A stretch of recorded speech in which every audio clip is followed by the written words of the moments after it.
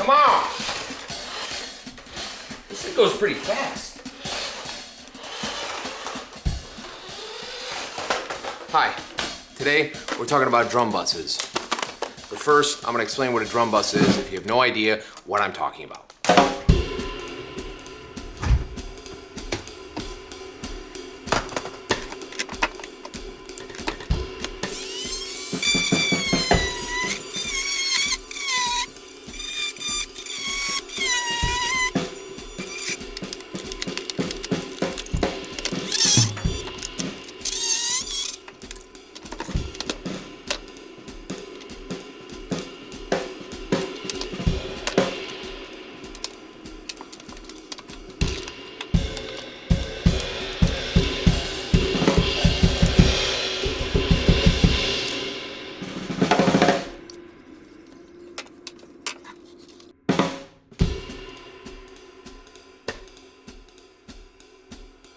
Drum Bus 2000.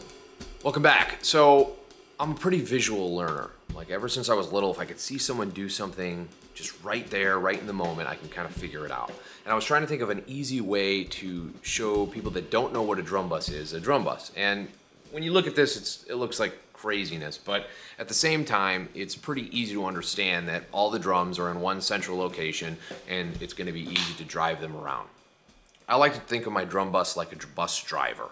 The EQ, the compression that I use on a drum bus is basically in charge of all of the drums, all of the children on that bus, and making sure that everyone's doing what they need to do and behaving and stuff. Now, you can have a bus driver that is just partying all night and then comes into work the next day and all the kids are going crazy and it sounds really loud and crazy on the bus. Or you can have a bus driver who's like, sit down! And everyone's really quiet and controlled, which I don't know. All I know is when I was a younger kid, bus drivers were not very nice to me. Everybody on? Good, great, grand, wonderful.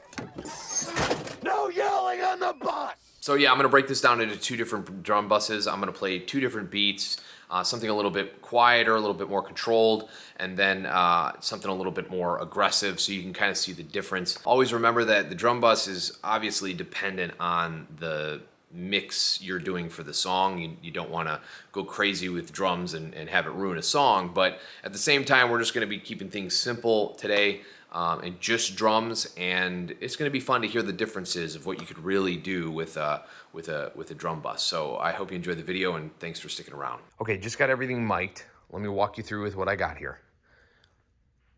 Stereo overhead, Stager SR2Ns, amazing ribbon microphones made in Nashville, a Warm Audio WA47, Beta 52 in the kick, and an SM57. Very simple. All right, so I just played some drum beats. We're hanging out in Luna today. You can hang out in whatever DAW that you love to use. I just prefer Luna.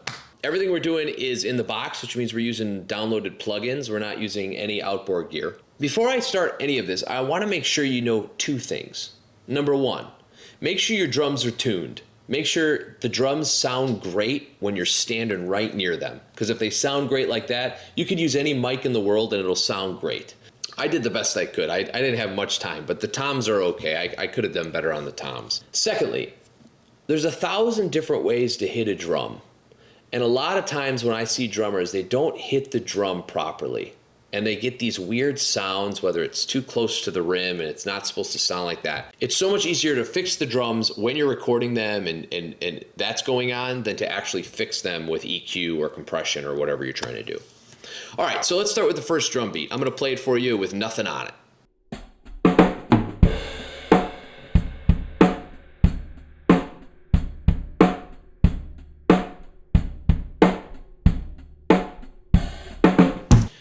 So there you have it, super easy beat. So I started off with a little bit of EQ on this. Typically I would do compression on the kick and snare, but we're gonna keep things simple and just kind of show you a little bit of EQ adjustments and then really what the drum bus is gonna do for this. All right, so I started with some FabFilter EQs on here. One of my favorite dissecting EQs. Basically doing a bunch of high pass filtering to get some of the low rumble out of the mix. And then from there, to color the mix, I went ahead and used some Neve 1073. Sorry, my dog's in the background. Neve 1073 Legacy Edition, just to color some stuff. So here it is with the EQ.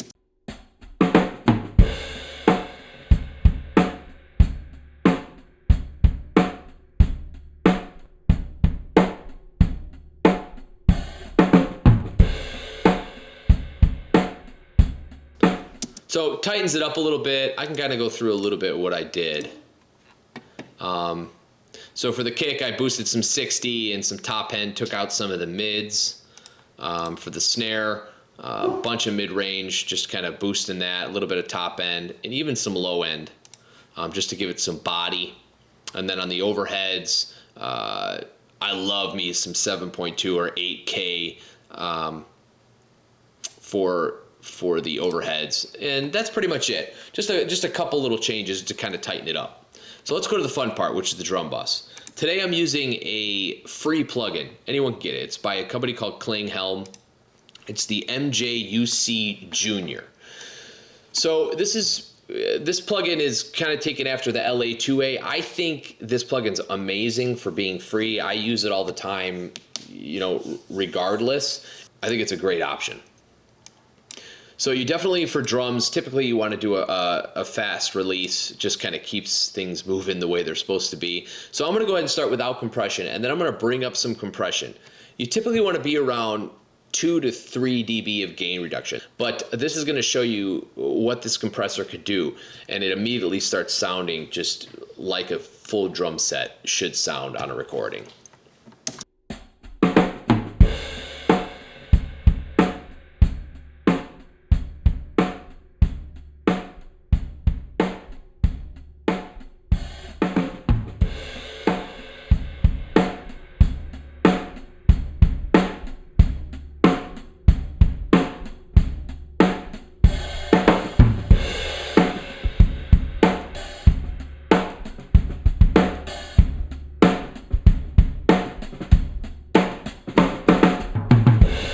So to me, it immediately started sounding like a record. I mean, you just bring up those knobs and everything just starts gluing everything together. And this is a great way to make your drums sit in a mix perfectly. Now you can get even crazier with this. You could start making it what they like to call pump, which basically just gives you this sense of the drums are just huge. So I'm going to show you an example of that now. So we're going to go ahead and really compress out of this, and you can kind of hear what we can make it sound like. So here's it with no compression.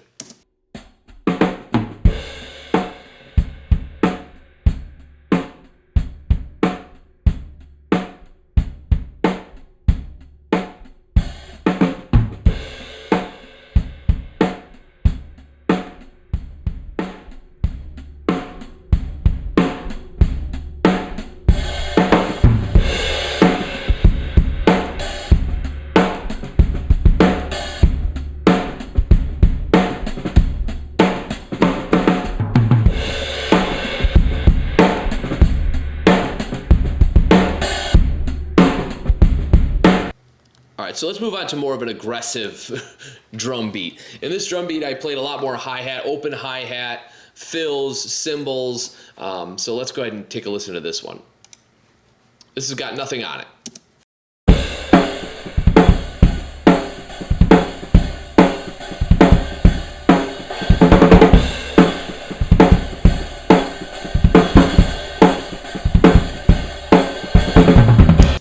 So kind of a big rock sounding drum sound. So let's go ahead and add the EQ. I'll just keep the same settings on here, and let's listen to it with the EQ.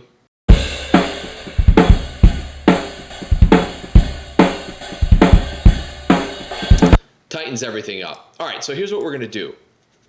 I already have my drum bus here, but I'm going to add another drum bus just for the kick and snare. I'm going to run just the kick and snare through it. And this is a cool way to kind of make your closed mic drums sound even bigger. So I'm going to call this drum bite. So my kick and snare are routed through the drum bus as well as the drum bite. And all the other mics are all going through the drum bus. So here's what we're going to do. On the main drum bus, we're going to use a 33609, which is one of my favorite drum compressors ever. Okay? Super fast recovery, 3-to-1 ratio, and we're going for about 4 dB of gain reduction. So let's listen to what that sounds like.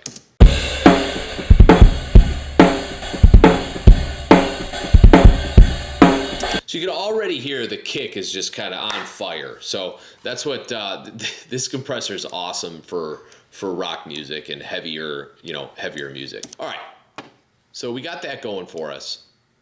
And then we're gonna go to the drum bite, and we're gonna add the Fatso by Empirical Labs. My settings for this, we're gonna go to warmth around 4, all buttons in here, all these lights on. And that's typically what I like to do. And we're gonna crank the out of it.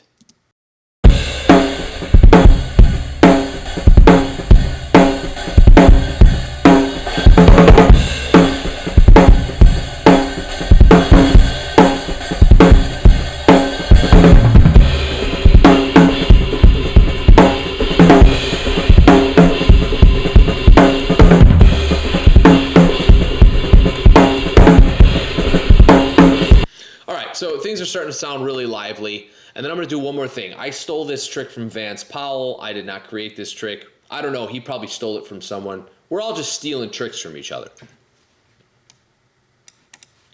So here's what I'm gonna do. On this drum bite track,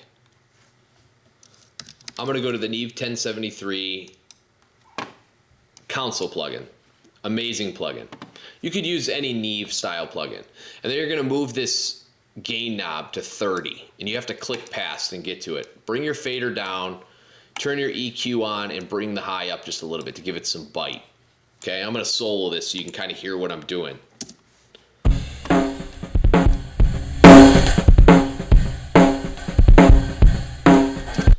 Basically, it just distorts it in this amazing way, but when you mix it in with the rest of the drums, it kind of comes alive. Check it out.